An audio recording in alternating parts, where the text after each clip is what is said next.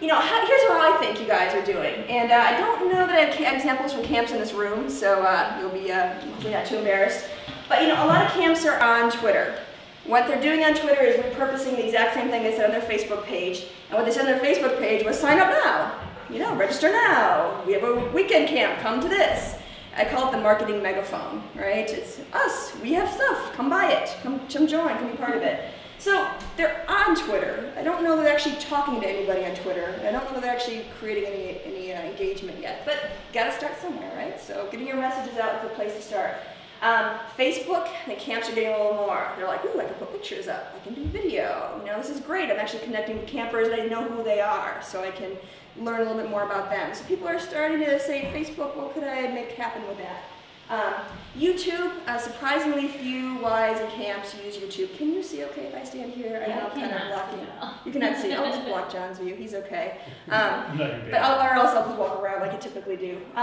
YouTube is a great way to repurpose all those videos you create all year long, the videos that your campers create, during the session. They can be short snippets. They don't have to be, professionally produced, wonderful videos. They're just a way to tell your story visually, and it's free, and it's, it's a really great tool. There are many, many other tools, which we'll go into today.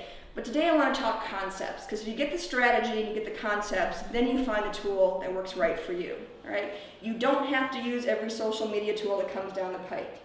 And what's hot right now is going to be different. A year from now, I'm going to be talking to you about different sites. So kind of separate the wheat from the chaff a little bit and say, how are we going to be online the way we are in person? How are we going to connect with people, how we know to do when they show up at our camp? We're going to do those same things, we're just going to do them online. I always say camps are the best of social media because you get hundreds of kids that get dumped on your, front yard, some Saturday afternoon, and you turn them from a group of strangers kind of milling around who are a little bit scared into teams. By the end of the day, they're working together, they're in activities, they're starting friendships, and by the end of the week, they're best friends. You know how to do this. You know how to take people and kind of bring them together, so you're just going to learn how to do this online, all right?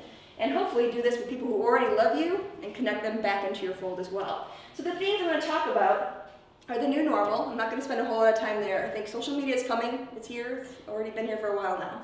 So we're going to talk about that though. We're going to talk about making connections. I know, sorry. Making connections. How do you do deliberate actions to connect? Did you want to? Are you okay? That's fine. We're going to talk about picking a wave. I'll explain what that is. It's a surfing metaphor. I feel very cool when I use it. Talk about being authentic. We talk about personal giving, where I think giving is actually going to be changing. This is where my looking down the line on how people give and why they give. And then the long game, what are you in for this month versus what are you in for 5, 10 years from now, and how can social media get there? All right, at the end, I'm going to give you lots of ideas of things to do. So that's when you want to really take your notes. I'm going to say, try this, try this, try this. It's, the things that resonate with you, you can take and run with.